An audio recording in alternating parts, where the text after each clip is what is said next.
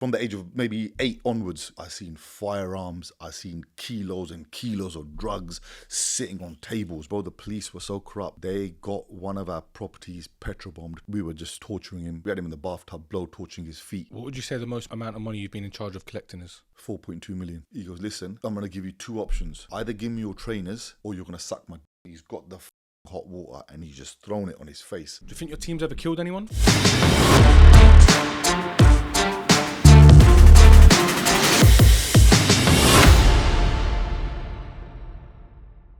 You've seen how the Blue Tick Show has been put on the map, the world's fastest growing show. Let's put your brand on the map. The Blue Tick Show is now doing over 1 million views a month. Your business could be seen by an extra 1 million people every single month. Get in touch now to advertise your business. info@thebluetickshow.com. If you're looking for brand awareness, message us now. Let's do something together. Limited space available, so get in touch as soon as possible. Be in touch. One of the team will get back to you. Let's see how quickly we can get your brand to #1. What's going on, guys, and welcome back to the Blue Tick Show. Opposite me today, I've got the face of the Indian crime world, Injection. It's been a long time coming, my brother. Welcome to the show. How are you? How my bro? You good? Listen, it's a pleasure to have you here, firstly. You're a very, very, very dangerous man. I think we all know that. It's not the first time someone's called you that. But like I say, my brother, I always like to throw it back to people's childhood. Why did you become the most dangerous man? Why are you known for kidnapping? Why are you known for chopping fingers off? Why are you known for such extreme crimes? Let's talk a little bit about your childhood and your upbringing. Where are you from, my brother? South or West London, and near Heathrow.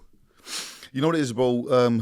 What you just mentioned there, why is it that I'm known for all those things? Nobody sits there and plans that this is what I'm going to try and become. Nobody sits there and decides that I'm going to be more aggressive and violent than everyone else. That's never the case. The circle that I've always been with, or I used to be with, to them it was the norm. It was the norm. So it wasn't like, you know, we're just these crazy fights. It's just normal. You understand? Like, to us, it's normal. Like, it was only early on before this show started, we were talking about, I was yesterday in a restaurant, and some kid come up to me and he started asking me about stuff in the past that we've done. Is it true? Blah, blah, blah. And I'm looking at him and I'm thinking, it's not really that crazy half of the stuff that we've spoken about, because a lot of the stuff I don't talk about on here because I don't want to shoot myself in the foot, you know what I mean? But these are all things that, you know, to us it was the norm.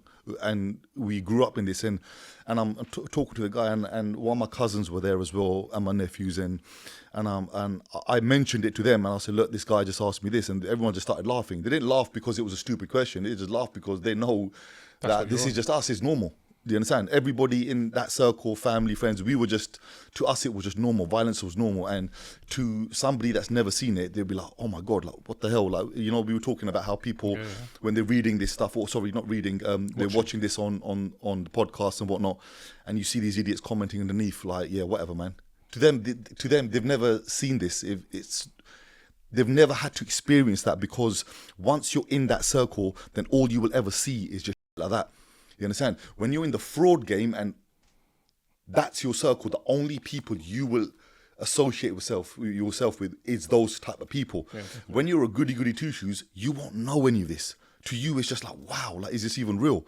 We had it hard, bro. We had it hard, like, from a young age. My life was always different, bro.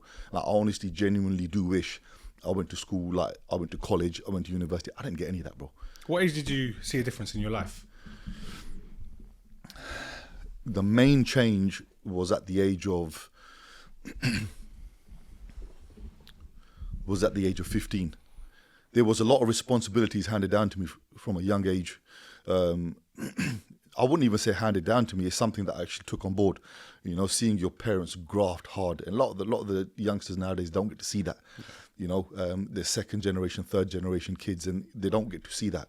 You know, my parents had just come from India. You know, and yes, I was born here, but I see them grafting 3 jobs at a time, you know, working 18 hours a day, you know, coming home sweating, and literally, like, my mum would come home, she'd sleep for half an hour. Like, even talking about it now, I'm getting a lump in my throat, because I know my mum grafted hard, you know what I mean? And I get so much love knowing that I'm now paying them back. You know, I'm giving them that easy life. I'm trying my best to give them everything that they've ever wanted. You know, everything. You know, it's just prime example. 2 days from now, I'm taking them to Dubai. You know, for the last couple of years, they've been saying it. We want to go to Dubai. We want to go to Dubai. I was like, you know what? I'm going to take them. You know, I want them to experience everything they've ever wanted to experience. You know, and because they've worked hard, bro, their whole lives. You know, and I see that, and my dad used to come home. You know, he'd drink himself to sleep and all that because he'd have a hard job, and you know, it was just, you know, and they managed to do all of that and still raise 3 kids. You know, and I'll tell you one thing, bro. We never ever felt that we lacked in anything. They gave us everything we ever wanted, and I respect them for that, you know. And it's only time that I pay them back. Big credit to your family, man. Yeah. Big credit to your family. But you said at 15 stuff changed. You said you took on responsibilities. What do you mean by that? So, bro, I've spoken about this a few times prior to this. I had a member of my family who had gone off the rails a little bit, and this person was introduced to drugs and all that kind of stuff. We as a family, we tried for many years to try and take this person off. It wasn't happening, and I thought I knew it all. Clearly I did, right? I thought, let me try and change it a little bit in a different way. So I thought, if I can't stop this person from taking drugs, I can stop the drug dealers from selling it to him, right? So I started... At 15 years old? 15 years old, bro. Fair enough. And I started to give these guys all notices. Told them, look, you guys got 2 weeks to stop selling drugs to my family member. I said, otherwise shit's going to hit the fan. And these guys started laughing at me.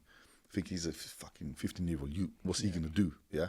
And thing is, at that time, I mean, I don't know if you're aware, but there was a lot of Indian gangs, and I say a lot, 2 Indian gangs prior to that, really big gangs. One was called the Two Inangs and one was the Holy Smokes, and they were both rival gangs. They originally used to be one, and then they split, and then they become 2. And then my uncle, Jumbo, he's another guy you need to get on here, right? He was the leader of that gang, the Two Inangs. And so I'd seen on a different level. Yeah, you experienced a lot of stuff. I seen it, bro. I seen firearms. I seen kilos and kilos of drugs sitting on tables, bro. Kilos and kilos. 15 years old? At the age, before that. Wow. From the age of maybe 8 onwards, you understand? I grew up in this, bro. You understand? My dad used to come home every weekend covered in blood. He'd leave the house with one shirt on, and he'd come back with someone else's shirt because his shirt was covered in blood and he was just knuckles busted up. He just used to get drunk and just smash people in. You know what I mean? And so I seen that. You know what I mean? My granddad from both my mum and my dad's side, they were crazy, you know. And then my uncles were, you know, running this organization.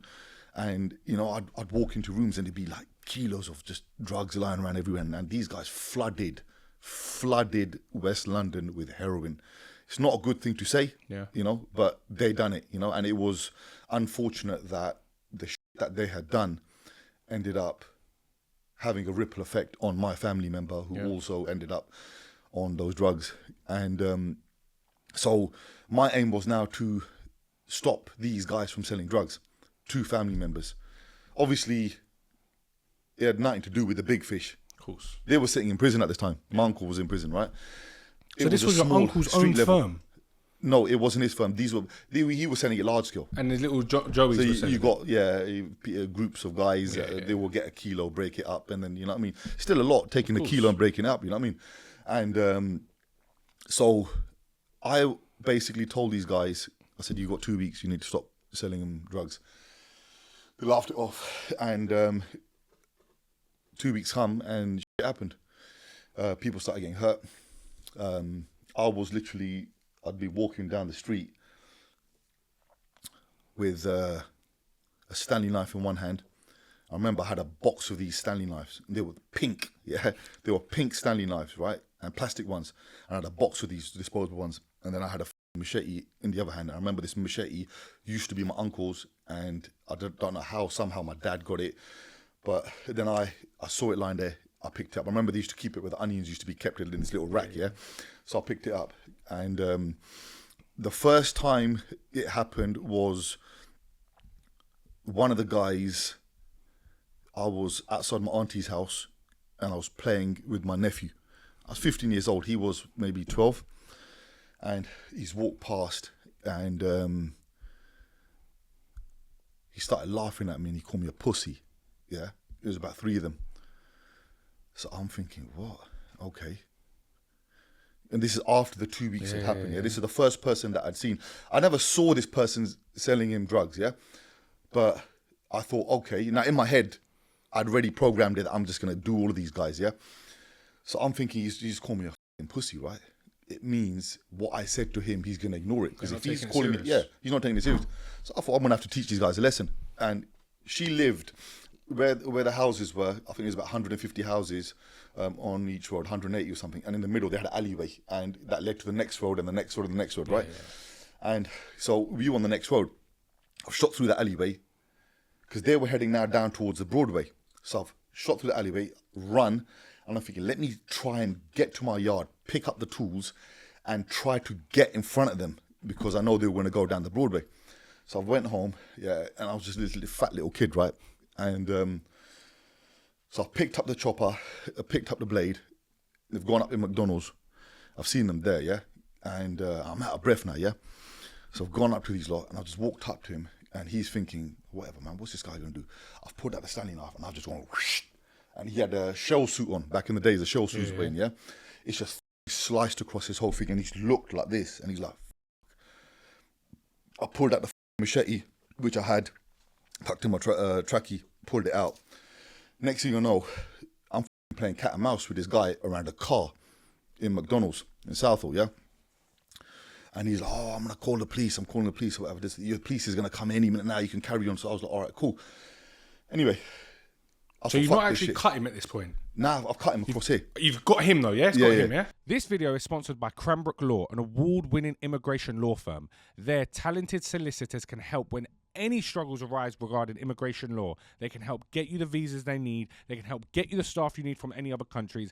As you can see, the website is on the screen right now. So if you need anything to do with immigration law, message Cranbrook Law and let them help you. Whether you're looking to obtain a sponsor license, receive advice and guidance in relation to compliance and our civil penalties, or take advantage of our know-how and experience across a broad range of business visas, our talented and dynamic immigration lawyers are available to speak to you. Telephone numbers on the screen, emails on the screen, and hit the link in the bio if you need any help. So I thought, all right, cool. I thought, I'll leave you to it. I've got to get out of it. I'm going to chip. As I've run, I've seen his boys. Now I've chased them down the Broadway now. I'm thinking I'm going to do you lots. I'm running with this machete. I'm trying to go for them. I'm going for everyone's screaming down the Broadway, getting out of the way. And I've slid through an alleyway. I've chipped. I've dashed the stuff behind his bins, and I've got out of there. No police come, right? And then a few hours later now, walking down the Broadway, and I've seen one of the other fellas, who's a black guy, and he's got this family member of mine in the passenger seat, right? So I'm thinking, okay, here we go. It's on again, right? I've pulled this guy out of the car. He refused to get out. He's trying to hold on to the steering wheel. I've pulled him out. I've got his head, and I'm slamming the door. It just happened to be right outside the same place, McDonald's, right on the Broadway. So I'm smashing his head in with the door, right? And I've just pretty much just left him there, and just chipped. And after that, it was pretty much for about, I think it was about 2 or 3 days, non-stop. I was just giving it to all of them. Police? Police didn't get involved. Nothing at all? They didn't call the police because they knew they were obviously doing dodgy business, yeah. So it was just getting serious. The only time the police did get involved is there was a particular incident where they set me up, okay, this group. And prior to that, I had a bit of a falling out with one of my pals, because I'm going to rewind now by about 3 days, yeah? Mm-hmm. I was in this restaurant or venue, whatever, on the Great West Road in Ealing. And one of my pals come up to me, and I was with him, and he said something to me about one of this group was trying it on with me or something like that, trying it on with him. So something's happened. I don't remember exactly the full story. I've basically gone up to these guys and I said, listen, do you want to have it? I said, you lot want to know my mate? And they've pulled out a hammer, one of them. It must have been about 10 of them, give or take 1 or 2, right? Must have been about 10 of them, and I'm on my own. So I go to him, I said, look, you want to have it, right? And the guy's got the hammer, and I go to him, I said, listen, bro, I know you got the hammer there. There's no point trying to hide it behind you. I can see it. If you want it, let's go in it. And then one of the main guys that was there, really nice guy, I got to know him afterwards, really nice guy, yeah? And he goes to me, he goes, you know what, bro? Hats off to you. He goes, you're on your Jack Jones here. We can f*** you up hard. You know we've got a hammer in our hands, and you're still standing your ground, yeah? And I was like, cool. Anyway, that bit got sorted. Yeah. We ended up becoming friends, yeah? But prior to that, I rang up this pal of mine, and I got to my sister, going to kick off here. Where are you? He goes, oh, I'm in Rockies, which was literally 5 minutes down the road. So I'm like, it's going to kick off here. I said, come down. Anyway, he switched his phone off. Yeah. Oh, you got shook. Yeah. Just weren't on it. But the thing is, these guys were all part of my crew, and they're the ones that taught me how to fight, you understand? So I'm like, what? Yeah, what you got missing? You know what I mean? So I sort of locked him off after that, and he was my gym partner, right? And I remember he had my baseball bat at his yard. So when these guys now tried to do a setup with me a few days later, now we're going, yeah? And they got arranged a meeting. You want a meeting? Come down and talk to us. I said, all right, cool. So I've come home, and his family members, I've just come out of the shower. His family members come home, and he said, look, they tried jumping me. I was like, all right, cool. I said, we're going to go. So I rang up my mate. I go, listen, I need that baseball bat, yeah? He goes, no, why? What's happened? I said, listen, don't worry. I just need my baseball bat. He said, no, it's cool. I'm coming. I said, listen, I just want my baseball bat, and that's it. We're cool, yeah? I said, I don't need your help. Anyway, he's come with me anyway, yeah? And we've gone down 2 roads down. We've gone down, and I still remember this day because the lights on that road were out. There was something had happened, electrical problem, and all the lights were out, yeah? We've gone down there, and it was a setup, and about 7, 8 of these guys, yeah? They turned up, and they were all known faces. When I mean known, they were maybe 15 years older than me, yeah? They were in their late 20s, early 30s, and these guys were known criminals, yeah? Known. Yeah. And they're all there, and I'm thinking, this is a long day. This is going to get silly now, yeah? So they didn't go towards me too much, okay? They went for my pal because he was now the new face. So they've smashed the bottle. We've gone like that. I thought it's just going to get silly now, yeah? So I had the baseball bat in my arm, right, up my sleeve, right down to the back, yeah? I've just let go. I remember I was wearing the Adidas top jacket. I've let go, opened my hand, and it slid out. As it slid out, I've grabbed the end, and I've just went whack, yeah? And it's just kicked off from there. 7, 8 of them literally just got done. And me and my pal were just fighting the lot of them. He's used, I think he had this gutter on at the time. He's used his gutter, and he's just went for the guy. And then the guy, he got hurt quite bad. Nice guys. I mean, I've met these guys afterwards, and they're honestly, genuinely nice. They're a nice family, you know. And but it's when you're young, things happen. It is what it is. It is what it is. That's why I'm not mentioning any names on there or whatever, because you know it is what it is, right? Shit happens, right? You know, just as much as they were to blame, I was also to blame as well. So this guy's ended up in hospital, and they've put a case on us now. And where they've put a case on us, I've ended up in prison. How long did you serve? Nah, it got dropped. It got dropped straight away. How did you get it dropped? We had to pay the guys, yeah? Okay. Right, we had to pay the guys. So, well, somebody paid them, we didn't pay them. Somebody paid these guys. And then we found out afterwards that the middleman... took a drink. He took a big drink out of it, yeah? And but we got the charges dropped, and, you know, it was sorted. Because somebody had to sit down with him and say, look, man, you know, like, you shouldn't really be going to the police. Firstly, you lot fucking went and asked for trouble. You lot went there. You lot wanted to fuck them up, and it backfired. And it's one of those things, isn't it? You know what I mean? Everyone made a mistake. Shit happened. It got dealt with, right? So we moved on. We become friends afterwards. You know, every time I see them, you know, I shake their hands, and, you know, there's that mutual respect. Yeah. But there's a lot of other well-known faces in Southall. South was like a breeding ground, bro, for wannabes, you know? And there's been a lot of other faces that have come, people, I don't want to mention their names, where I've had to fucking deal with them, you know what I mean? A lot of these... Let me ask you a question. Go on. How do you make your money? I don't make no money, bro. I do charity work. So how do you survive? Charity work. Let me ask the question again. Injection. How do you make your money? Bro, I do a lot of charity work. So, rumor around town is you're a debt collector. Yeah. And you're a very successful debt collector. Yeah. No, our success rate is 99%. Your success rate's 99%. 99%, we normally get the money within 3 months. How much violence do you use? We don't use no violence. No violence? No violence, bro. Not that I know of anyway. So I've heard...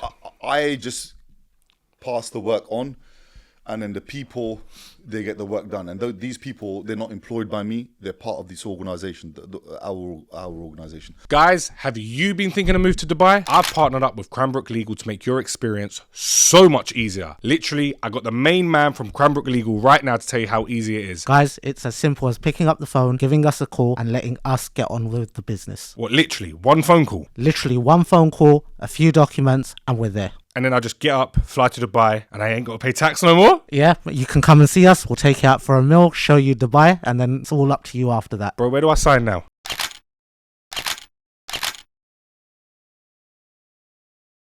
I'll tell you what I've heard. Yeah. And you can tell me what's true. So before you come on, I phoned around, I've done my research, I have to. I'm a part of my podcast hosts. And I heard you're a very serious man. I heard you choose any violence necessary to do what you've got to do. You're used to, of course. This is and allegedly as well. No one's saying it's true, no one's saying it's false. But from what I'm hearing, you're a very, very aggressive man, and you will do anything you need to do to get a job done. I've also heard about a situation where you tried to get jumped. 8 men turn up to you, tried to jump you, and a couple of days later, people got hurt. Would you class yourself as a gangster? Bro, okay. I need some water. I'm joking. That's a bit of sarcasm. Okay, so look, what it is I'll be straight up, yeah? I'm part of a family, yeah? And this family is a very big family, okay? So imagine this, you've got 300 of the most dangerous Asian gangsters or criminals, not even just gangsters, fighters, hard nuts, whatever, yeah? And all of those 300 are under one umbrella. Those 300, each individual has got another 100 each, or 50 people underneath them each. They're all under the same umbrella, you understand? So you need to remember this.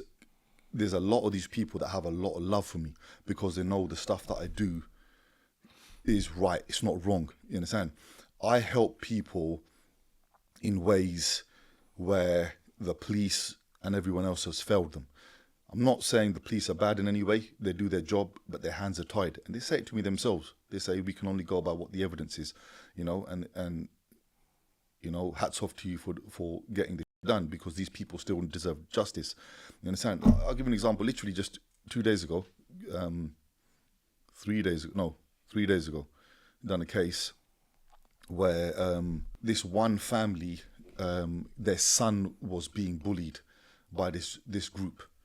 The fathers tried to confront these kids, yeah, and they've basically spat on the dad, pushed him around and everything. Wow. Buoyed him off, told him to f*** off, right? They've gone to the police and there's no evidence. Yeah. So it's not the police's fault, it's the CPS now. The CPS are sitting there behind desks and they're just going by paperwork. And so there's no case. There's nothing that the police can do as well. You understand? They can't even arrest him, let alone it go to the CPS.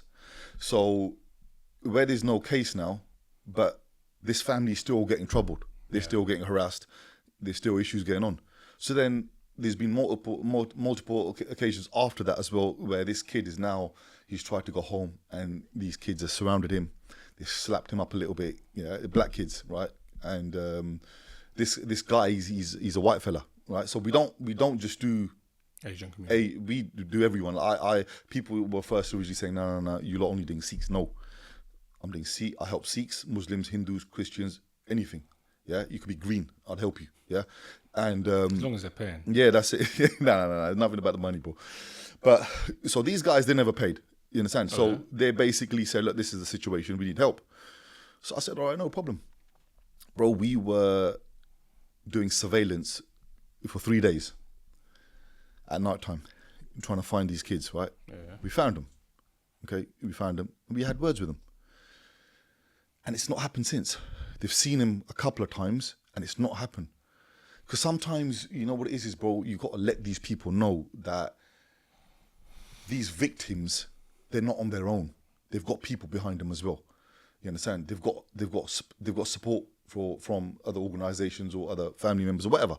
And then these so-called bullies, it puts them in their place, because then they think, you know what, do we really want to get messy with this? Because these guys are some heavy people, and we didn't even have to touch these guys, bro. We literally did not have to touch these guys. We didn't have to do nothing to them. We just spoke to them. But because a lot of that people that came were serious guys, bro. They were like walking pharmacies, bro. This is how big these guys were, yeah? So, you know, all juiced up and everything. So these people are like, nah, man, we don't really need this. You understand? It's not worth the headache. It's not worth the headache, you know? And so, you know, sometimes it could be done so easily. And I say this to some of my friends as well that do a lot of this work with us. And I say to them, I say, look, I will never ask you lot to do anything that's going to tomorrow send you lot to prison, right? There's ways of dealing with things without having to use violence. If they tomorrow use violence, like now you're saying that happened where apparently I got jumped and, you know, happened afterwards. These guys, they got a lot of love for me. So when they seen that I've been hurt, they wanted to obviously take the law into their own hands and they wanted to get justice. I'm not responsible for that. I was arrested for this. I've had a case that's been going on for over a year and it's still pending. It's still pending. So what had happened is it got thrown out. They said nothing. But now what's happened is they do this thing where, I don't know what the technical terms are, where it's not officially closed. Okay. It's still open. Under investigation. Whatever it is you want to call it, yeah? So it's, even though they're saying it's all done, you don't need to come back again. Still keeping an eye on you. You understand? So, but it causes a problem for me now, because tomorrow if I want to travel other places in the world, I can't do that because it's still on my record. Oh, really? Okay. Yes, okay. It's a piss take, bro. You understand? So now I'm trying to get that sorted out. You know. You went to prison for 6 years, right? Yeah. What did you go to prison for? Some weapon thing, blackmail, false imprisonment, and something else. Kidnapping. Yeah. What happened? I'd rather not go into that, bro. You don't, no problem yeah, at all. it's something that I genuinely wish I had dealt with in a different way, because it involved a lot of people that were quite close to me. Fair enough. And I just wish that I dealt with in a different way. I was manipulated because of the way I deal with things, because of the anger that I used to have and the aggression. Certain individuals manipulated me and they got me to basically, you know, they used me as a pawn. So that's what that's fine. I respect yeah. that. We don't need to go into that. There's plenty more stories, brother. There's one story we all see on social media. You kicking off with a guy in Vodafone. What happened, bro? That was the first video I saw of you. I saw it. I saw this massive geezer screaming at someone in Vodafone. What happened? So what had happened is my current partner at the time was working for 3, Okay. which was a few doors down in, I think it was Uxbridge Shopping Centre, right? And this was in Vodafone in the same shopping centre. So this uncle had come in and he came to speak to her and he said, look, this is what's going on. This guy was about 80 years old and he's speaking to him in Punjabi and he said, look, this is what's happening. He goes, I feel a bit confused. He goes, my screen's cracked on my phone. He goes, I've gone in there to get it fixed, told them that I want to get it repaired. He goes, they fixed it for me for 10 quid. He goes, but they've given me a new phone. Okay. He goes, instead of fixing it, he goes, they charged me £10. He goes, but they've given me a brand new phone and some paperwork. He goes, I don't know what's going on, right? So she's looking into it. She's like, listen, they've just signed you up for a 24-month contract. Wow. And he goes, no, I didn't do that. And she's like, well, this is what they've done. So she goes, okay, let me speak to them, yeah? So she's gone with him. And now I'm on the phone to her. She's just basically just randomly saying, look, this is what's happened, blah, blah, blah. I'm like, all right, cool. I'm now on the M25 driving down towards West London. I was coming from Kent. And so I said to her, I said, look, just stay on the phone with me, yeah? I think she had me in her ear, right? And she's gone into the shop and she's trying to talk to the manager. But she's not being disrespectful. Yeah. She's talking to him in a professional manner. Trying to help the man. One phone shop to another. And she's saying, look, this is what's happened, yeah? This gentleman's come in, right? And you guys have basically abused your power. You know that he can't speak English and you've used that as an advantage and you've given him a 2-year contract knowing that he doesn't know what he's doing. You've taken a card payment off him, right? And, you know, you've locked him into a contract. When all he wanted to do was just fix his broken screen. So this guy, he's now started to get rude to my missus at the time. So I'm thinking, okay. And he's like, listen, I don't need to answer to you, blah, blah, blah. Get out of my store. Wow. She was like, excuse me. She goes, look, I'm not being rude. She goes, but you can't speak to me like that. He goes, I'll talk to you however I want. He goes, get out of the store, right? And he's giving it large. And she was like, why are you pushing me for it? Anyway, so I'm getting blooded now, bro. Yeah? So I'm like, I'm driving and I'm smashing the steering wheel and I'm thinking, you know what I mean? I'm going to deal with this guy. So I'm like, all right, cool. I said to her, wait. I said, I'm coming. We got there within about 20 minutes. And now Blood's boiling. You know what I mean? Adrenaline's kicking in. Hence why you see me in the video coming in and I'm just, you know what I mean? There is a part 1 to that video as well that has got taken down. Okay. Yeah? Which is the bit where I come in. But it was the part 2 that seems to be going everywhere. But I've gone in and I spoke to the guy. I said, all right, mate, I see you the manager. He goes, yeah. And I said, all right. I said, look, you were just giving it large to her, right? Give it large to me now. You know what I mean? So the uncle side weren't really too much of it, the issue. But it was the fact that he basically tried pushing her out the store for nothing, doing nothing. And I said, give it large to me. So you want to kick me out the store, innit? Try it with me. And then the whole conversation's gone into uncle out. You've just basically manipulated this uncle and you've sold him a contract without him knowing. And he's trying to deny it and then his woman's trying to get involved and I just lost it, bro. And I just felt to myself that these guys... We're trying to violate. They're trying to take the piss. Not only at a guy that can't speak English, but he's trying to do bully boy tactics to a woman. You understand? So I've now come in and I'm like, you want to try that with me, bro? I'll smash your face in. It's not a problem. You know what I mean? And then I think there was a few issues. I said to myself, find out where you live and blah, blah, blah and or whatever. But even the feds, no one got involved. It was all sorted. But that guy got made famous, you know. He got made famous. And then I think I had one show contact me or whatever, I don't know what it was, to come on. And at that time, bro, a lot of people were contacting me to do bits and bobs regarding that. And I told them no. I said, I'm not doing it. So I was just, with me, bro, I'm very picky with who I do work with. I get on average about 10 people every fortnight or so contacting me. Do you want to do the show? Do you want to do this? Or do you want to promote our business? And I won't do it, bro. You know what I mean? A lot of these, but I don't even charge money for promoting gear, bro. Like these people are sending me gear all the time. I don't charge them no money for promoting it. But the thing is, if you're giving me stuff, a particular product, it might be, I don't know, microphones, yeah? And then I got another company that's giving me microphones. I won't do yours and theirs. Because I'll be like, no, I'm doing one already and I won't do another one, you understand? So a lot of people are saying to me, oh, bro, do this. I'm like, no, it's cool. You know what I mean? It's just the way it is. Yeah. You got to have a bit of loyalty, you know what I mean? A lot of people, on other podcasts, you've spoke about chopping fingers off, being a very violent man. Let's touch on that a little bit. You openly talk about you being a very aggressive man, violent in the sense of chopping fingers off. And to talk on that on a podcast, like you said, to some people, that's extreme crime. To you, is that the norm? It was the norm, okay? It was the norm. I say that because my ways of thinking have changed a lot. You know, how we were talking before about the 6-year sentence that I'd gone in for, you know, and I said to you, if I could change back time, I would. If you'd asked me this maybe 10 years ago, I'd have been like, yeah, I've done this, I've done that, or I don't give a you know what I mean? It's just as time goes on, you know, your thinking just changes, you understand? When you start having responsibilities, you know, kids and whatnot, family getting older, parents getting older, you just start changing your ways, you understand? But yeah, that time when we were doing it, all that kind of stuff, to us it was the norm. It was the norm, you know. We used to laugh about it, bro.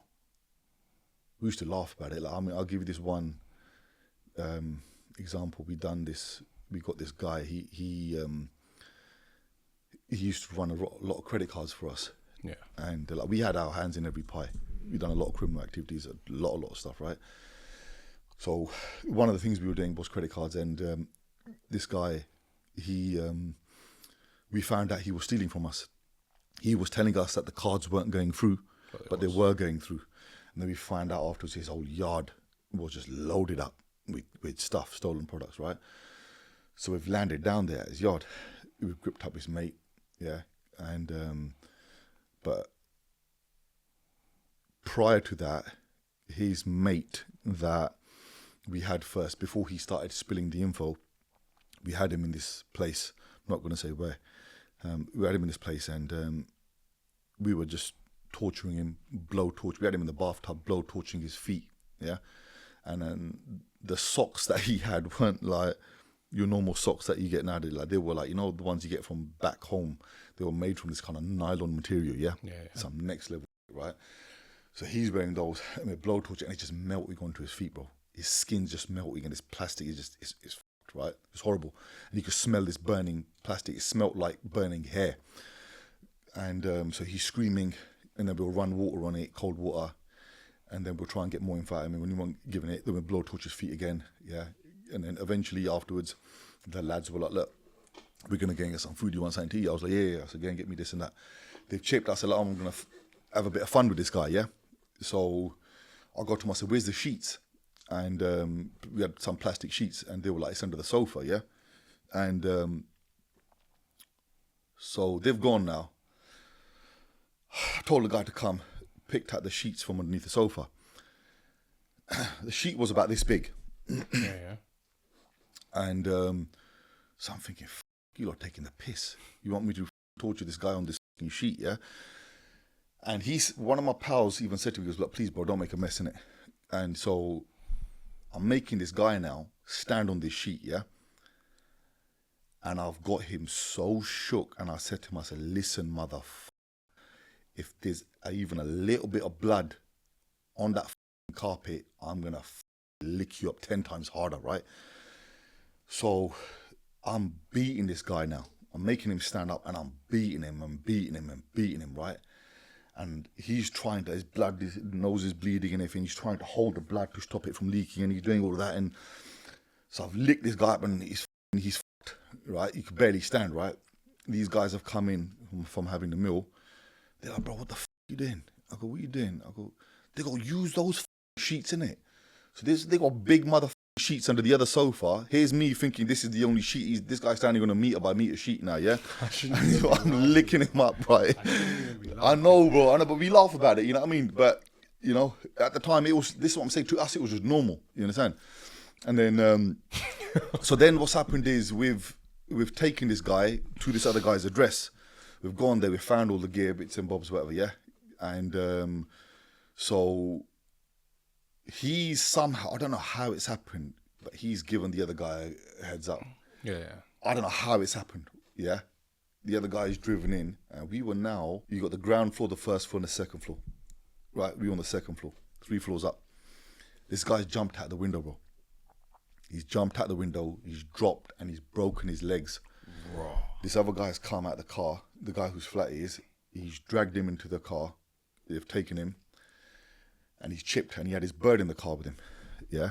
And this guy, he was a Sikh guy, but his girlfriend, she was a Pakistani girl. So there was a lot of issue going on. A lot of her family wanted to do him over, right? And I said to him as well, I said, because we knew this guy before, he was pals. And I said to him, I said, "Bro, unless you're going to get married to the girl, don't. We know you're not going to get married to her because you've already got a missus. So you're fucking this girl's life up, yeah? Don't do it." To him, it was a joke. Life was a joke. You understand? So he's taken him and he's chipped. And then what's ended up happening is I've spoken to the guy on the phone. And I go to him straight. I said, "Listen, bro." I said, "If I ever see you again, it's game over." And then he knew, because he'd rolled with us for about 10 years, he knew exactly what we were all about. So this guy knew he can't show his face here again. So he chipped. He went to India. Oh, right, left the whole country. Yeah, free. he left the country and took his bird with him. Didn't take his missus. Left his missus and kids here. He took that bird with him, right? Yeah, proper.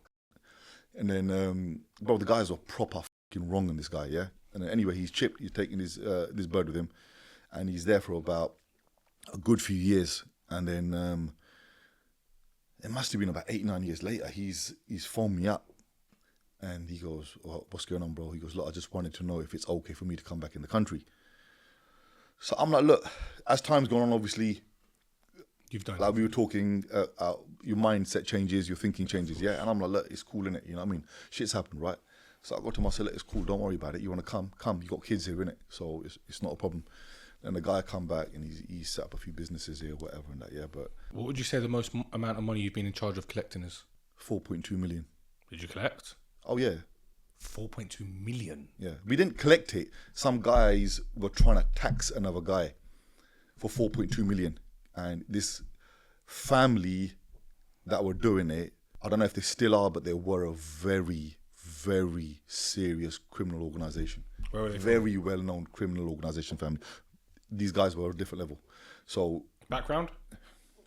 Where were they from? What country? they were English. English from, Yeah. So they've come to this meeting and this guy was, he was willing to pay the money. So we were now told by a friend of ours, whatever happens, No, he's not paying that money. We were like, cool, it's done. And then, so what I've done is we've driven down there. Someone that we knew, we got him in the boot of the car. We had him in the back of the car the whole time. And then once we got there, we said to him, this is the plan. You're going to be in the boot of the car and you're going to be holding a sawn off, yeah? And then... This is one of your team, or this is the guy that needs to pay? Nah, this is our team. Your team, yeah? Yeah. So he said, all right, cool. We've driven down there, had this meeting, and these guys have come. All older people in their 50s, 60s, leather jackets, like proper old school gangsters, yeah? Yeah, yeah. And they've come, they've sat down, and I've come on the table. And I told my mate, I said, look, wait for the signal. You're going to sit in the boot, yeah, with the sawn off, right? I said, as soon as I open the boot, Get to work. you're going to come out and you're just going to point it, yeah? So you're not going to fire it, you're just going to point it, yeah? And he goes, all right, cool. And then we've had the meeting. These guys are like, no, meeting's off. Our conversations with this guy, you guys got nothing to do with that. I said, listen, you want any money, you need to speak to me because I'm the one that's paying the money, yeah? So they're like, okay, cool. Sat down and the initial debt was about 14 grand. 14 grand to 4.2 4.2 million. 4.2 million. It's a piss take, right? Yeah, but they know he's got the money and they know he'll pay. Yeah. So that's what happened, yeah? So they brought this Gujarati lad with him who the original debt was for. And then, so he's come and he's sitting there and I go to this guy, I said, listen, bro, before we continue, yeah, I said, I need you to understand one thing. I know exactly who you lot are. Despite that, I'm still here. You guys ain't got a clue who I am, yeah? So you don't know what I'm capable of. I said, what makes me dangerous is the fact that I know everything about you guys. Despite knowing that, I've still got enough balls to come here because I know I can deal with you lot. Yeah. So they're like, okay. I said, let me give you an example. So I said to the Asian fella, I go, do me a favor. I said, phone home, tell them to look out the window. I said, there's 3 blacked out Range Rovers outside, yeah? I said, one phone call from me. I said, it's game over. I said, tell them, make that phone call. This was to the Gujarati fella? Yeah. I said, make that phone call, bro. And straight away, no, meeting's off. They've walked off. We're like, cool, we're sitting there now. I'm thinking, fuck. What do we do now? Yeah? What if they land at this guy's yard? Or do you understand what I'm saying? These guys are serious people, yeah? So what do we do? And then we're there about 5-6 minutes, we're talking away. They come back. They've sat down and they're like, okay, so let's talk. What do you want to do? They go, the money's owed, innit? And I said to these guys, yeah, I go, look, if this money is owed, I promise you I will pay for every single penny. Bro, I didn't have the money, I tell you straight up, yeah? 4.2 million is a lot of money, yeah? So I got to him, I said, listen, if it's old, I'll pay the money. I would have got the money for you and I made him pay for it, right? But he goes, all right, cool. I said, I know the initial debt is 14 grand. I said, I want you to be able to prove it to me. If you can prove it to me, yeah, within the next 2 days, how much is owed, and that 4.2 million is owed, I said, you get your money. Done. Yeah, done. And then they were like, all right, cool. Left it at that. So these guys now, they didn't know what's going on. They actually genuinely thought maybe it is a 4.2 million debt, or they must have thought, well, you know how these criminal organizations work, innit? They must have thought, you know what? He's probably said to him, bro, the debt's only 14, yeah? But we can get more out of him, right? Everyone's a dog hungry. Yeah, hungry, bro. So they've obviously gone. And I told them straight before they went, I said, look, guys, I said, there is nothing you can do because there's too many of us. I said, I'm sorry. I said, you guys are getting old, yeah? I said, you guys have got family. I said, when I'm going to be your age, I'm going to be retired, and I am. And I'm looking to retire in about a couple of years, but I can't be doing this anymore. So I go, you lot are still trying to give it some at the age of 60, 70, yeah? And I said, you don't need to just chill now. I said, we're younger blood. I said, we're taking over. So anyway, they've chipped. As they're going, my mate, he knew what they looked like, yeah? Mm-hmm. They didn't know that this guy was with me, yeah? Because if I'd followed them and then pressed the boot open, it would have been hot, yeah? So this guy, he was outside. He knew who these guys were. He started casually walking, sort of just behind them. As they've gone into the car park, we knew where the car was parked, yeah? As they've gone into the car park, he's pressed open the boot. The guy's popped out with a fucking sawn off and he's fucking pointing at these lot now, yeah? They've got shook, bro. Proper fucking shook, and they run. They didn't come back to that car, I'll tell you straight. That car apparently was there for about 3 days, yeah? So they got shook. My man's now chipped in the car, driven off straight away, yeah? Because obviously they didn't want to get picked up in case someone else saw it, yeah? In case the feds come. I've obviously got a cab, met them halfway somewhere, and then we headed back. But yeah, that was one. Hear anything after that? Didn't hear nothing. 4.2 million quid. Credit where credit's due. My bro, people say your criminal record is as good as the Yellow Pages. It's a serious statement. Would you say it's as bad as the Yellow Pages?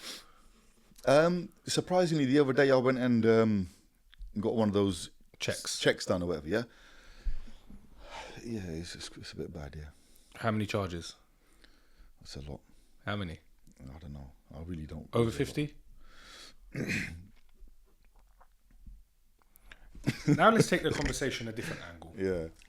I'm not sure if you've been asked a question. You proud of the things you've done? Nah. Do you regret anything? Some things. But I'll be honest with you, I'm a firm believer of everything that happens for a reason. Everything. And I believe that everything that I have done in life has led me to this point. If I hadn't, I wouldn't be here today. And I say that because I'm trying to change as many lives as possible. A lot of lives, you know. I'm getting people messaging me saying, bro, you've helped me through depression. I'm meeting people on the road saying, we've become Orthodox Sikhs because of you. And, you know, so many people, I'm getting so many messages from the Muslim community saying, thank you very much for supporting our community and, you know, this and that. And then, yeah, you're going to have the haters. They're just going to chat shit in it because they're not man enough to, you know, say it to my face. So then, you know, they write a bit of madness on social media to try and make them look like they're gangsters, you know what I mean? But then, you know what I always think to myself is, well, you guys try doing what I'm doing. Yeah. Like, you guys can't even stand for yourself. You can't stand your own ground for when you lot got your own beef. How are you guys going to go and deal with someone else's beef, someone that you don't even know, knowing that there's a chance you could end up in prison? Nobody does that, bro. I do that on a daily basis, bruv. Me and my brothers, we do that on a daily basis, helping people and knowing that we could end up in prison tomorrow for someone else. No one's going to pay our mortgages. No one's going to help my family out. My parents live on their own, bro. No one's going to do their shopping and, you know, get down around the house. Nobody's going to do that. No one's going to make sure my kids have got school uniform and all that. They're not going to do that, bro.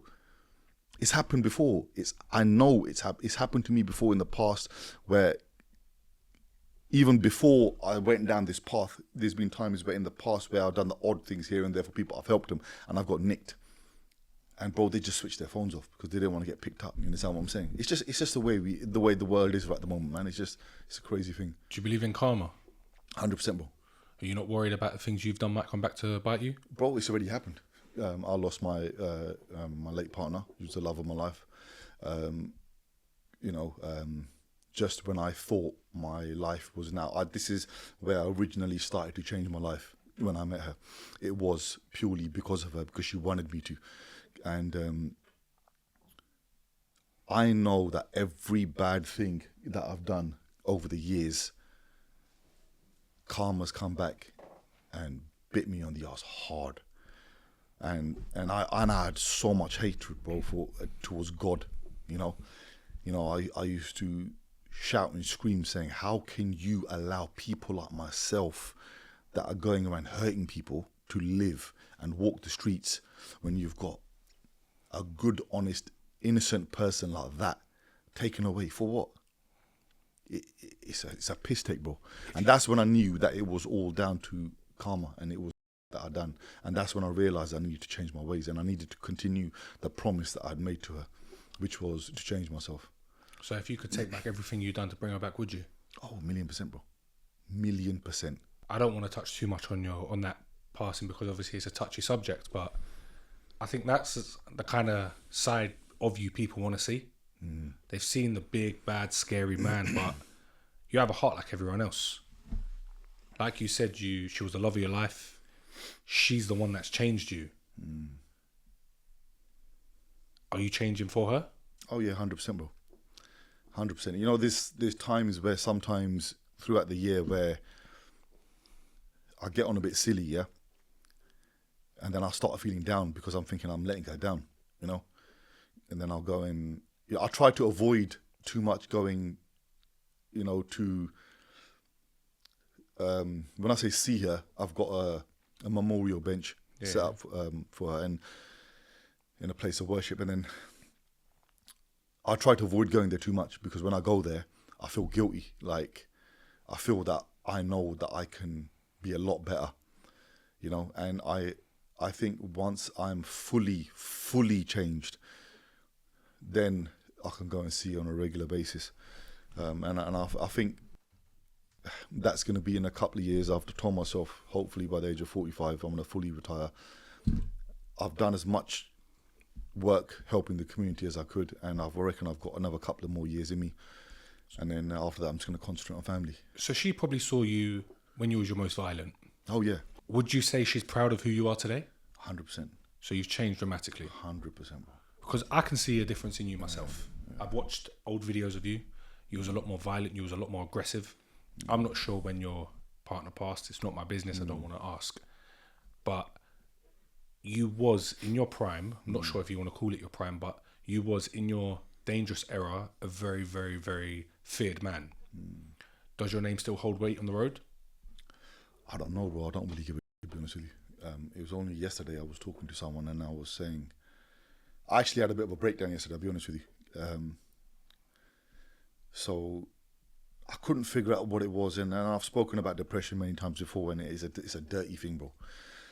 You know, I just woke up in the morning and I was just feeling shitty, I was feeling down, and then I just broke down because I just felt like I just can't deal with this anymore. Like, I take on so much, bro, so much, and it gets to you, man. It's like, I don't go to sleep till 3, 4 in the morning, then I'm up early in the morning again, you know, and it's just non-stop, you know. I'm trying to help people, and I'm not doing it for appreciation, you know, but sometimes it would be nice, you know, a little bit, you know, a bit of appreciation, bit of gratitude, but the world is a f***ed up place, man. I'll be honest with you, and, you know, everyone's just take, You know, and I feel like I'm trying to do so much for family, for friends. I try and keep all my friends together. You know, I try and organize events and everything, or, you know, just days out or meals and stuff. I try and keep everyone together, and this is what I do. You know, like if there is, for example, one person is one link and another person is another link, and they're two different pieces of the puzzle, I'd put them together. But I don't want nothing in return. You know, some people be like, oh, no, give me a drink, innit? I don't do that, bro. I would just say, listen, just you lot, just, you know what I mean? And they say to me something, nah, bro, if something happens, we'll give you a drink. I said, nah, I don't want nothing.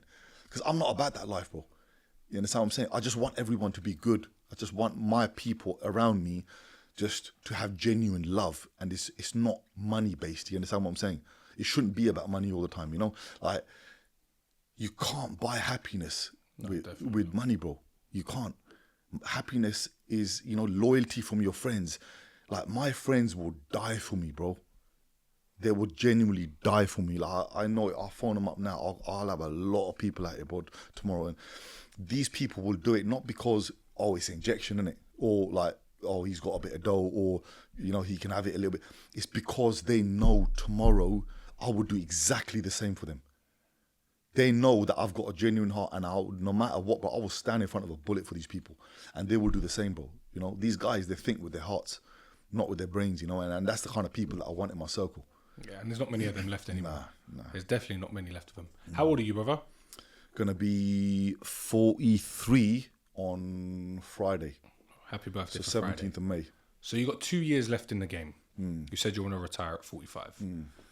What's your 2-year plan? I'm just gonna carry on, bro, in exactly the same way that I've been doing. And after that, I think it's time for someone else to fucking take over, bro. I'll be honest with you, because I'm just getting too old for this shit. Don't get me wrong, I put a lot of these youngsters to shame in the gym, even, you know. Even when it comes to toe, I put a lot of them to shame. But why though? Why do I need to do that? I don't need to. It's not a competition. Do you understand what I'm saying? You know, now sometimes when I'm in the gym and I'm seeing these guys lifting weights, and I'm thinking, you know, let me show you how it's done. You know, I don't want to feel like that no more, bro. Yeah. You understand? I just want to go in there. I want to do my training, and I want to go. You know, training is one thing I don't think I'll ever be able to stop. But even with yourself, I can see you into your training. You see, bro, the gym, it helps you in a different way, bro. Yeah, it changes your 100%, your mental health. If I didn't have gym, 100%, bro. I'd be going mad. But a lot of people don't realize that, because you have to have your eyes open, bro, to be able to see that. A lot of people, they're living in a delusional world, bro. Yeah. You know, they can't see reality for the way it is. You know, it's like you can say, I see this a lot. So when you sometimes make a comment, it can easily be taken in two different ways. Yeah, easily be taken in two different ways, but they both don't necessarily have to be one positive, one negative. They just got to be, it could be two different ways. It's just sometimes the way the other person takes it. Definitely. Or the way one person says it, you understand? And I think that's something that I've learned over the years, is that when you say something, sometimes you have to elaborate and explain yourself, because it could easily be taken the wrong way. Injection, we spoke about you going prison. I understand we don't want to talk about why you went prison, but what was it like when you was in prison? So what I've been inside multiple times, to be honest with you. A lot of the times it's been remand for, might be a week, 2 weeks, it might be a couple of months, and then you end up getting let out. And I think that's probably one of the reasons why the police have had it in for me so badly, because when you keep getting away with it, they think you're invincible. You understand? And to them, it's like, nah, this guy, he thinks he's superior than us, but he's not, because they think they are the biggest criminal organization, right? And they are, in a way, some of them, you know what I mean? I'll give you an example. One of the places when I was on the run originally, I think it was in 2002 in Kent, and I've mentioned this before on the podcast, bro, the police were so corrupt. They got one of our properties petrol bombed to make it look like the other gang had done it. So when we go and move on that gang, they catch you. And we found out because obviously we had people in the police force, innit?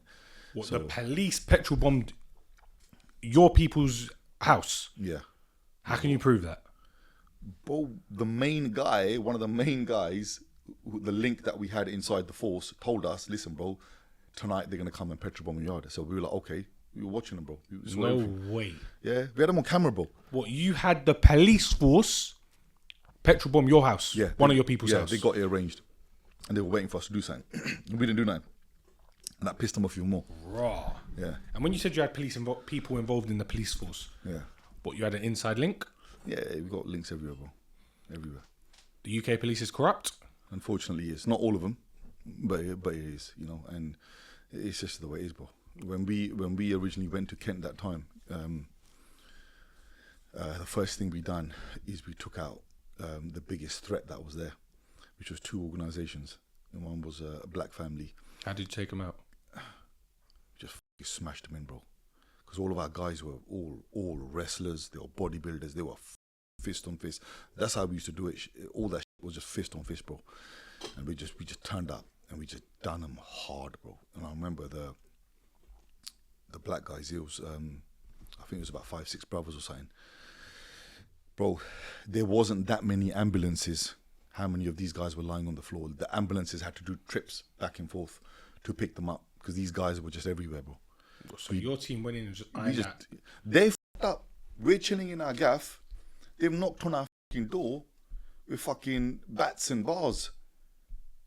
So my brother's slammed the door shut and he's shouting to us, these guys are here. How many of you in the house? I think there was about 3 in the house, yeah? Okay. But we were all around the corner. We were going to a show at the time, yeah? And we got the phone call. We just ordered pizzas and everything. We've just left the pizzas. These guys must have been screwing, bro, because there was about 30 of us, yeah? And these pizzas, there was a lot of pizzas. So we just left. And then we've got there. It was literally about 4 or 5 streets down. We've gone there, bro. We've just done them. Just hard, bro. So hard. I actually thought they were dead. And then after that, I never heard from them again. Then we took out the other crew. And this is when the police tried stepping in. Bro, the police had a special task force set up for us lot, just to take us down. They had a special phone number. They had about 30 police officers in a fucking office, specially dealing with our trying to take us down. They'd hold meetings in the local Sikh temple, yeah, asking for victims of our crime to come forward because they're saying, we know these guys are kidnapping you guys and they're extorting money from the community and whatnot, whatever, yeah. So they wanted people to come forward, but there was no witnesses coming forward. So this is why the police wanted us so bad. Let me ask you a straight question before we dive back into prison. Do you think your team's ever killed anyone? I don't know, bro. It's not for me to say. And it's nothing to do with me. There's been friends of mine that have been found guilty for murder, multiple murders and cases. But what I don't know of stays up there. It's nothing to do with me, bro. You yourself? What, have I killed someone? Yeah. No. Ever been close to? No. Listen, man, I'm not a violent guy, bro. You know what I mean? I'm a rehabilitated character, bro. In your prime? In my prime, there's been occasions where I've hurt people and I thought they were dead, yeah. Yeah, multiple times. Multiple times. Do you regret any of that? Yeah. Bro, my ways of dealing with things were very different then. And it doesn't mean I've become a pussy now. I don't want people thinking, oh, I'll still have with anyone. It's not a problem, you understand? But it was just, my ways of thinking were very different. You know, I didn't think before doing things. I'd kick off every day, bro. I'd have about 4 or 5 road rages with people. I'd just get out of the car and just smash them in and then just go, or I'd just smash my car into them. I didn't give a Like, you just write your car straight off into I it? just drive my car straight into them, bro. I didn't give a You understand? And then it's just, it was a different, like, I think back at it and I think, no, man, like, I was a naughty boy and people just won't understand that, bro. You understand? It's like, you know, like we were talking before about how, you know, if you've brought up in a circle of goody two-shoes, you won't really know what it's like, you know, like my... Life of crime. Yeah, so I'll give you an example. My ex-wife, she had a son from the previous marriage, and then what had happened is they were in a posh area, living in a posh area, right? They've never seen crime, and then they come to Southall. And so when they come to Southall, I sat him down a few times and I said to him, I said, listen, it's a bit different here, innit? When you're going to school and you're getting on that train and you're going to Slough, Watch your back. you can't have your phone out. Is If it you're that on bad? yeah, bro. I said to him, I said, you can't have your phone out. Don't be standing on the station with your phone out, yeah, thinking it's all hunky dory. I said, because next man will come, put a blade in you, and take your phone. You understand? And he got all shook. And then I had to walk him a few times to the station just so you understand. But he thought it was a joke first in the beginning, and then when I started explaining to him, and I'm telling him, I said, look, you don't see these people here with their phones out because they know what's going to happen. I said, so you got to be careful, right? And like, to these people, they've grown up in an area where violence didn't exist. Yeah. So they're thinking, nah, what are you talking about, man? It's my phone. No one's going to come and put a blade in me for a phone. Nah, bro, you get that done over there. But I was in prison, and I'm telling you, people used to get carved open over Kit Kat foil. You understand what I'm saying? What did you witness in prison? Loads, bro. There was this one occasion, I still remember this, bro. This guy, he was a young kid, and he looked like he was 15, but clearly he was over 18, or over, actually he was in I think it is, you got to be over 21, I think, or over 18 or whatever, to be in the men's prison, right? So this was in, I think this was in Elmley, on Isle of Sheppey, and it's a B-Cat local. So this kid was in there, he's come in, and you could tell he's come from a good family, right? He's just one of those things, he's ended up in prison. So he's come in, and he's got these trainers on, and they looked mint. So this black guy's come, and this black guy must have been about 6 foot tall.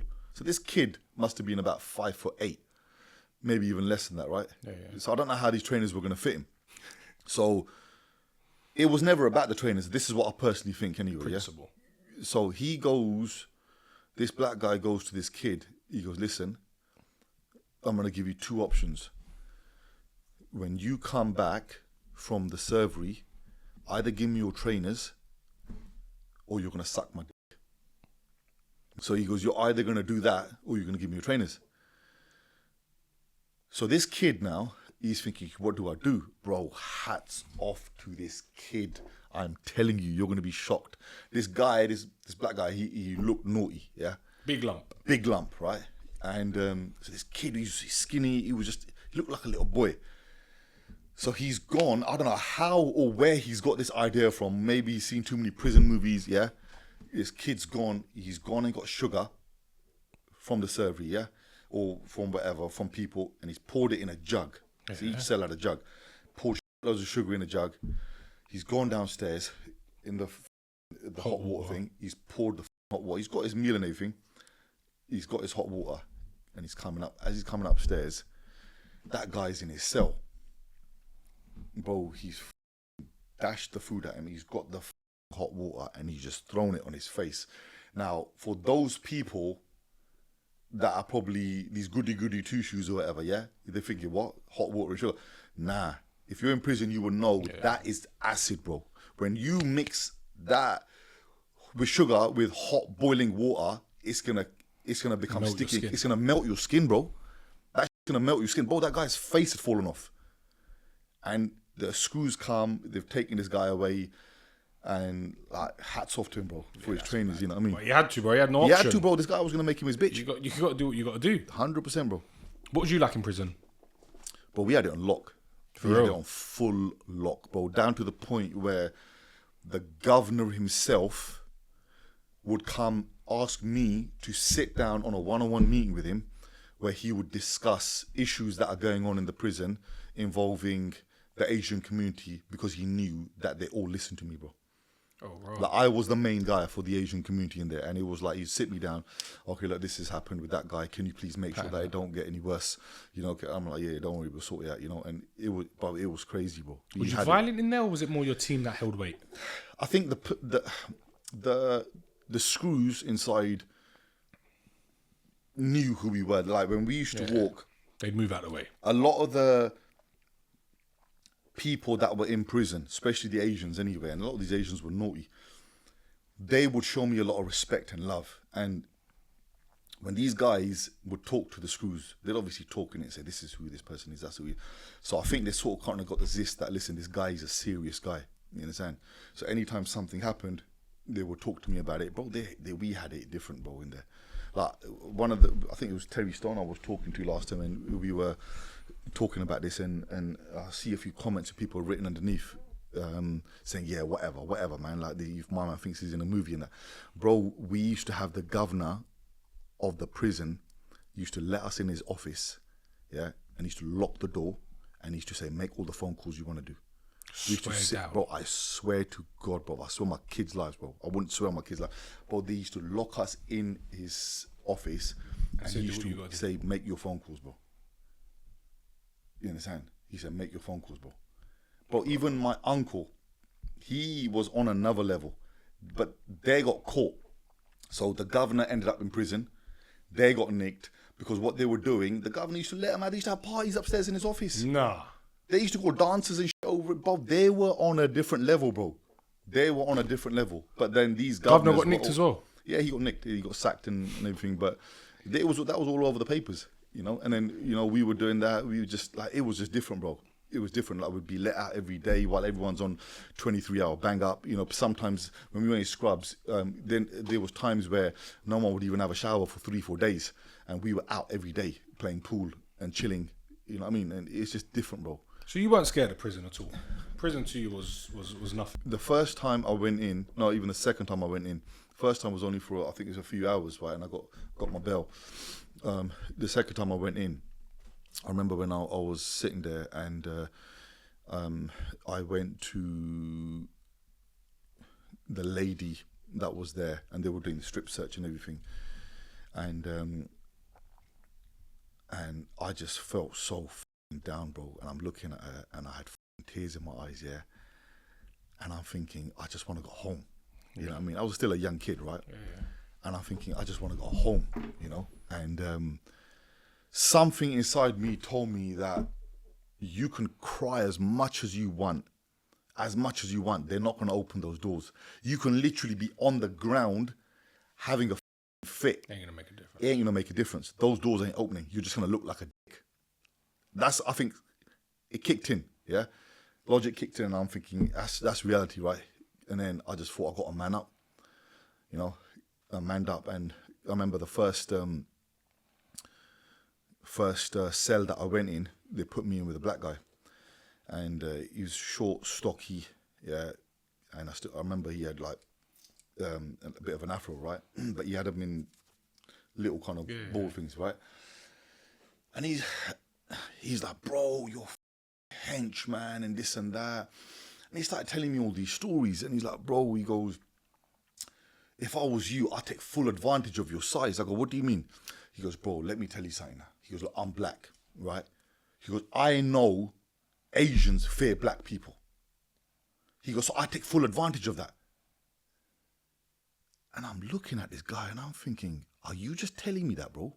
You seriously telling me that you mugging mans off, and just because because you're black, right? And you think they're afraid of you. Mm-hmm. And I thought, I ain't afraid of you, bro. I done him, bro. I smashed him up, yeah? Hard, bro. And I kept smashing him, and I'm pressing the buzzer. While smashing him up? Yeah, I'm pressing the buzzer, and I go to, I said, Gav, get this out of my son. I'm licking him. I'm beating this guy, yeah? And did he try fight back? Nah, I don't even remember even if he did, but I don't think he did, yeah? I've done this, right? And then they took him out, and they put me in the block, and then they kept me in a single cell that made me high risk. And then I knew the system, and I was like, oh, this is wicked. Yeah. Being high risk actually is not bad, because you get a single cell, you know what I mean? And I got OCD, bro. I got really bad OCD, right? And so hygiene for me is important. And then after that, every time I go to prison, the first thing I would do when I would walk in, I would tell them straight, listen, I'm telling you now, I'm giving you advance notice. If you put me in a cell with someone, I'm going to kill him. Yeah? I said, so don't put me in a cell with another. Straight away, as soon as you say that, boom, you're high risk, single cell. Because at that time, I don't know if you remember, there was a kid that was a Pakistani lad. He was in Feltham, young offenders, and they put him in with a racist person's cell. In a racist person's cell. He's a white lad, right? And he kept saying to him as well, listen, don't put me in the cell. This guy, he's racist, blah, blah. Yeah. They still done it. And he ended up killing him. Wow. Yeah, so there was this big investigation. You understand what I'm saying? So I just milked the system, bro. I'll tell you straight. And I just told them straight, listen, this is how it is. But I think then afterwards, I didn't even have to say that. I think every time I get nicked, these bastards are like, straight away, keep him in the cell. We need to first find him a single cell away from everyone else. Then they keep me there for about 2-3 days while they figure out where they're going to put me. And then sometimes they move me to a different prison or they move me to a secure wing. So, and then they move me around every 6 months. Because if they keep you there for longer than 6 months, there's a chance you could escape. So a lot of the times when I was remanded for longer, they'd move me. Or if during my sentence, every 6 months there was move. I must have done, to be honest with you, it was less than 6 months. I must have done about 10 prisons, bro. Oh, for real? In my 6-year sentence. Danger to society, they thought you was, right? Yeah. But listen, what I will say, I want to wrap this podcast up on a few points. You're a changed man. Yeah, you're still a violent man. Yeah, you're not a pussy and you don't take shit from no one, but you're trying your best to change. Well, can I just say something before we go?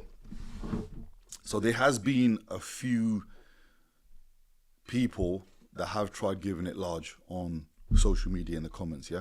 And it's always pretty much the same idiots, right? Yeah. You know, they follow me at the same time, yet they want to chat shit, right?